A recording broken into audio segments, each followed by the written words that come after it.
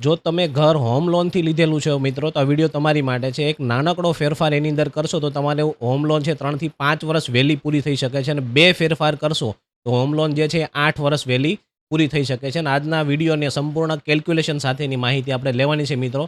તો નમસ્કાર મિત્રો, હું છું પ્રોફેસર ભાર્ગવ અને શરૂઆત કરીએ આજના વિડીયોની. વિડીયો પસંદ આવે તો ચેનલને સબસ્ક્રાઇબ કરી દેજો મિત્રો. અહીંયા મેં એક ઉદાહરણ લીધું છે મિત્રો.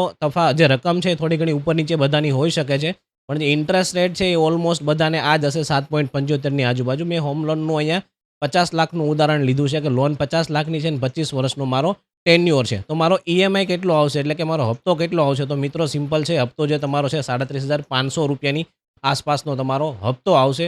હવે આ હપ્તો તમે 25 વર્ષ ભરો છો મિત્રો, તો 25 વર્ષ એટલે કે 300 મહિના પછી એવું થશે કે આ તમારી હોમ લોન છે એ પૂર્ણ થઈ જશે. સિમ્પલ વાત છે. પણ આ હોમ લોનની અંદર તમે કેટલા ટોટલ રૂપિયા ભર્યા એની આપણે વાત કરીએ મિત્રો. તો આ હોમ લોનની અંદર તમે 50 લાખની મૂળ રકમ પ્લસ 62 લાખ રૂપિયા વ્યાજ ભરો છો. એટલે કે ટોટલ જે છે 1 કરોડ ને 12 લાખ રૂપિયા તમે ભરો છો. હવે આ વ્યાજનો રકમ જે ભરો છો તમે એ ઘટાડવો છે અને 25 વર્ષનો સમયગાળો પણ ઘટાડવો છે. તો મિત્રો એક નાનકડા ફેરફાર કરવાનો છે.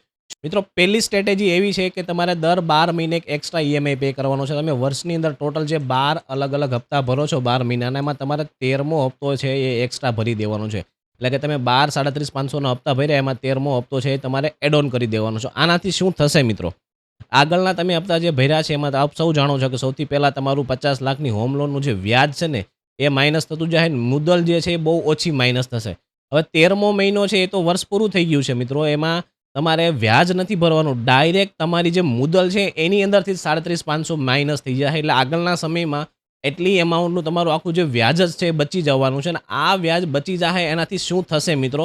તો ટોટલ જે છે દર 12 મહિના પછી એક હપ્તો તમે એક્સ્ટ્રા ભરો છો તો ટોટલ 56 મહિના જે છે તમારી લોન વહેલી પૂરી થઈ જશે. 56 મહિના લોન પૂરી થઈ જાય, વહેલી પૂરી થઈ જશે. એટલે અરાઉન્ડ જે છે 4 વર્ષ અને 8 મહિના તમારી લોન છે વહેલી પૂરી થઈ જશે. અને ટોટલ તમારે 13 થી 14 લાખ રૂપિયાની બચત થશે વ્યાજની અંદર.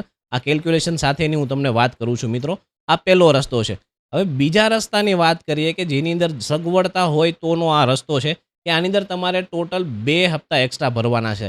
કે તમે હોમ લોન ચાલુ કરો એટલે 6ઠ્ઠા મહિને એક હપ્તો એક્સ્ટ્રા ભરવાનો છે અને બીજો હપ્તો જે છે એ 12મા મહિને એક્સ્ટ્રા ભરવાનો છે. જો તમે આ રીતે 2 હપ્તા એક્સ્ટ્રા ભરો છો મિત્રો, તો શું ફેરફાર થશે? તો હવે તમારી હોમ લોનની જે છે એની અંદર ટોટલ 93 મહિના ઘટશે. 93 મહિના એટલે કે 7 વર્ષ અને 9 મહિના જેટલો ઘટાડો થશે ને તમારા વ્યાજની જે ખર્ચો છે એની અંદર 22 થી 23 લાખ રૂપિયાનો ફરક પડી જશે. એટલે કે તમારી જે હોમ લોન 25 વર્ષની હતી એમાંથી તમે 8 વર્ષ જેવું અંદાજિત બાદ કરો એટલે કે તમારી હોમ લોન જે છે એ 16 થી 17 વર્ષની અંદર છે તમે પૂર્ણ કરી શકો છો મિત્રો.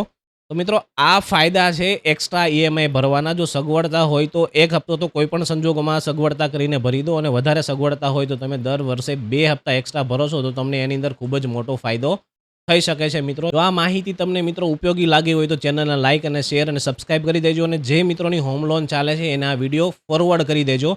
ફરીવાર આપણે મળીશું આવા જ વિડીયો સાથે. હું છું પ્રોફેસર ભાર્ગવ. નમસ્કાર મિત્રો.